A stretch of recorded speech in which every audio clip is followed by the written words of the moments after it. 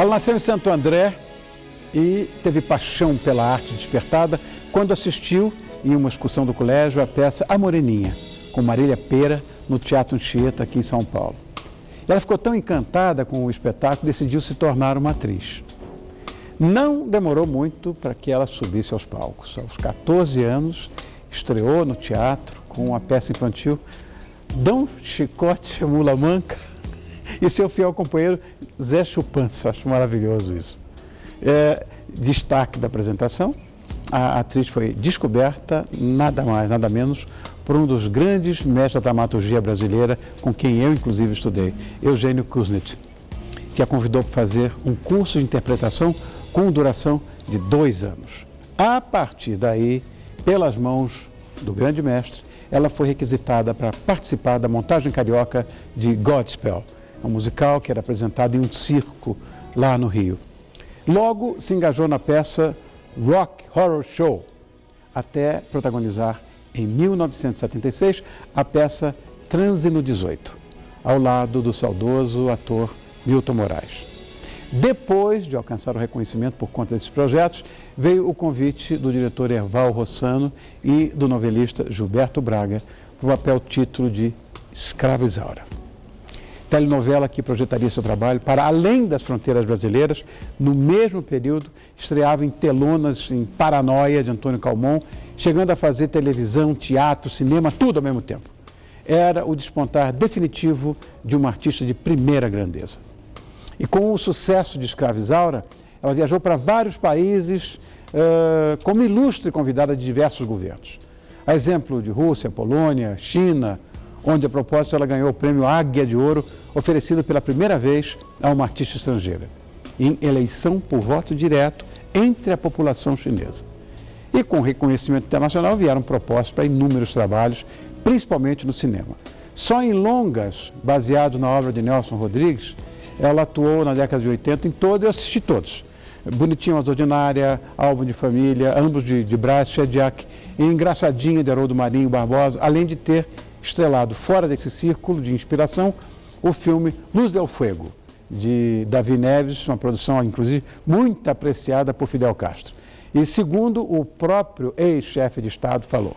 Bom, além de Escrava Isaura, seus novos trabalhos na Rede Globo também se tornariam sinônimo de sucesso para o Brasil e para o mundo. Escrava Isaura foi de 76 a 77, exibida em mais de 130 países, impulsionou a audiência das também bem-sucedidas Locomotivas, em 77, Água Viva, em 80, Ciranda de Pedra, em 81, Guerra dos Sexos, em 83 e 84, Sim, a Moça, minha predileta, em 1986. Dentre trabalhos da atriz no teatro, igualmente memoráveis, estão as peças Avalon, de Marion Zimmer Bradley, As Traças da Paixão, com texto assinado por Alcides Nogueira, e A Busca, uma comédia que teve a direção de Paulo Reis. Então, com um currículo brilhante desse, é claro que ela não poderia estar fora da nossa galeria de mulheres que escreveram seus nomes na história da sociedade brasileira e também mundial. Por isso, é com muito orgulho que eu recebo no Grandes Mulheres dessa noite, Maria Lucélia dos Santos, a minha eterna cianinha, Lucélia Santos. Pequeninha, estou tão contente que você veio. Obrigado, meu amor. Não levanta, vai. Não vai ficar sujo de batom. Se ficar, tá tudo bem. Pior é que quando a gente não fica. Aí é que tá ruim.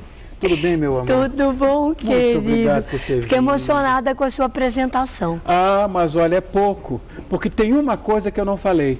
Você é das poucas pessoas de sucesso que não se deixaram contaminar por ele. Uau!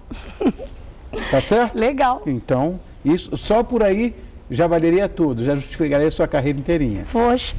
Bom, mas veja bem, Lucelinha, ficar internacionalmente conhecida em países como nunca dantes navegados, Rússia, Polônia, China, Cuba, enfim. Como é que foi esse marco na sua vida, na sua carreira? Ainda tão menininha, para mim você é menininha sempre, mas ainda tão jovem e tão estrela, fundamentalmente na televisão. Ai, estava hoje dando uma entrevista para uma moça que está escrevendo um livro sobre a infância das pessoas e como as coisas na infância interferem na realidade da vida das pessoas depois. E eu estava conversando com ela e eu falei para ela uma coisa que eu acho que eu vou falar para você outra vez em resposta a essa sua pergunta. Eu acho que a gente é o que a gente projeta para ser na nossa mente quando a gente ainda é criancinha. Eu tinha um imaginário muito grande, muito, assim, uma fantasia muito grande. Eu adorava brincar sozinha. E eu sempre me projetava em lugares incríveis, assim. Eu construí essa realidade, essas personagens, internamente. Eu acho que o que aconteceu na minha vida depois só se externalizou. Eu acho que eu me projetei para uma aventura cósmica, terrestre, planetária. Eu queria, lá de Santo André, onde eu vivia na casa de uma família humilde, do meu pai, que foi operário da Ródia durante toda a sua vida, de uma mãe muito humilde, eu projetei aquela abundância, aquele abraço ao planeta. E, de repente, quando eu vi, essas coisas foram acontecendo. Foi sem esforço. Foi alguma coisa assim. Eu também falo sempre uma coisa para os meus amigos: o que é divino é sem esforço. E aí a coisa andou. Trabalhar com aquilo que gosta, de fato, é não trabalhar nunca. É. Mas não é tão sem esforço. Quem acompanha a sua carreira sabe. Existe um binômio muito importante que é a vocação e o talento. Você tem os dois. Quer dizer, a tua vocação, que veio desde pequenininha, de repente, como você falou, se externalizou num talento monumental, que esse ninguém te toma, você sabe disso. Pois é, você sabe que o que eu quis dizer com isso é no outro nível das coisas, porque no plano da vida normal, do dia a dia, eu trabalho como uma moura, eu trabalho mesmo, eu trabalho pesado. Então eu falo assim, em outros níveis assim, da energia, quando tem fruição, quando as coisas tem que acontecer, elas acontecem, o que você falou. O que é seu. Ninguém te tira, nem ninguém segura. Seguramente. Agora, muito trabalho, né? Muito trabalho, todos os dias, né? A vida inteira foi assim. É uma coisa assim, ó, lerê mesmo. Isso é um bordão hoje no Brasil, né? É a melô. É a melô. Agora, houve uma época, eu me lembro, que você foi considerada a namoradinha do Brasil. Aí, em 1980, 3 anos depois do sucesso das Escrava Isaura, você foi capa da Playboy. Eu tenho. Em 1980, eu tenho. Tenho. Numa inspiração, inclusive, à obra do Nelson Rodrigues, que você protagonizou no cinema no ano seguinte. Então, de namoradinha do Brasil, a bonitinha mais ordinária, como é que foi essa ruptura? Que eu sei que muita gente que gostava de você partiu para uma certa rejeição, você foi alvo de crítica também.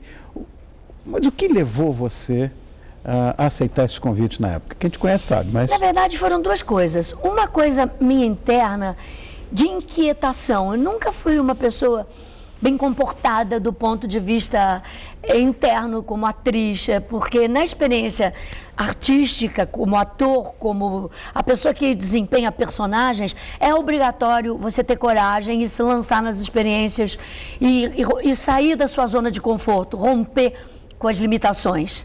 Isso sempre foi uma proposta minha como trabalho, fosse no teatro, no cinema ou na TV.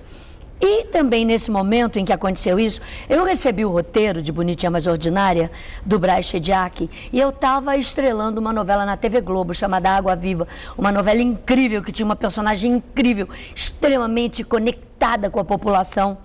E eu me lembro que eu estava no teatro também fazendo Rasga Coração, do Odualdo Viana Filho. E um amigo querido, um grande cineasta, na época mais amigo do John, meu ex-marido, do que meu, me disse assim: Lucélia, você tem que ter coragem e se lançar. O Babenco me disse isso. Porque você tem que sair dessa asepsia, das personagens românticas das novelas. Você tem que se lançar numa ousadia, numa experiência mais profunda no cinema. E eu, bebendo das palavras do Babenco e com o Nelson Rodrigues por trás de mim, me cutucando pelo telefone, Aceitei o convite, fui lá e fiz. E uma experiência arrebatadora, porque Bonitinha Mas Ordinária é um filme ainda até hoje moderno, e um filme ainda até hoje avassalador, a cena da curra. Então virou uma cena clássica do cinema. E eu olho aquilo, eu não sei de onde eu tive forças e coragem para me expor daquela maneira. Essa coragem vive dentro de mim. E, de um modo geral, ela vive dentro dos artistas. Só que você tem que reunir causas e condições que te possibilitem se lançar na experiência, senão a gente fica sempre na nossa zona de conforto e não vai à luta, entende? Você entende o que eu falo? Claro que entendo, imagina. Agora, participar de diversos filmes baseados em obras desse dramaturgo que é referência aqui para nós outros brasileiros, Nelson Rodrigues, como Engraçadinho, Álbum de Família, de repente transformaram a sofrida e escrava Isaura em uma musa rodriguiana, porque também tem esses dois lados. Quer dizer, as duas pontas funcionaram, continuam funcionando, ou seja, você se transformou numa atriz de grande representatividade autoral e com a marca própria, muito forte sua, em interpretações.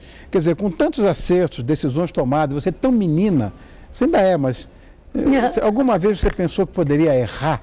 Porque isso passa pela cabeça da gente. Ou fazer alguma coisa que não devia, porque sempre tem aquele bichinho atrás da orelha. De onde vem essa sua determinação? Quem te conhece sabe que você vai à luta e ponto final.